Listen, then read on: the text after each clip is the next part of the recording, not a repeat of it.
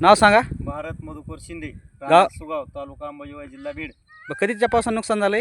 हे कालच्या किती टक्के नुकसान झालं असेल? 100% नुकसान झालंय. काहीच नाही, शेतामध्ये सगळे पाणीच पाणी.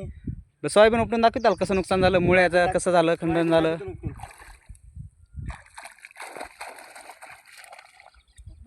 ही बघा साहेब सोयाबीन, सोयाबीनच्या सुद्धा शेंग लागली नाही. थोडं मुळा बुडाकून दाखवा ते. हो का? सगळं वाळून गेलं. सगळं वाहून गेलं. किती टक्के नुकसान असेल तुमच्या अंदाजाने? 100% नुकसान झालंय, काहीच येणार नाही. तुमचं नाव काय? पठाण बाबा रहीमका, राहणार सुगाव, तालुका अंबाजोगाई, जिल्हा बीड.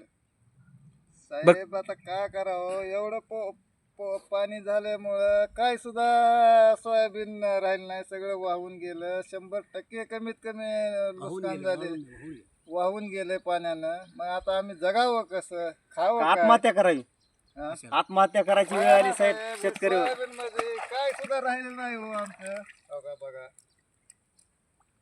पूर्ण सोयाबीन गेली साहेब. ह्या सोयाबीन मध्ये काय आहे मला सांगा बरं साहेब. बघा बघा सगळं एक शेंग नाही, फुल नाही, काय नाही बघा. पुरंच्या पुरं गेलं. बट शासनाकडून काय अपेक्षा करता तुम्ही? आज शासनाकडून अपेक्षा काहीतरी मदत द्यावी. 100% सुद्धा आमचं गेलेलं आहे बघा, काहीच उत्पन्न नाही. 100% लॉस मध्ये. बट सततचा किती दिवसांनी पाऊस चालू आहे?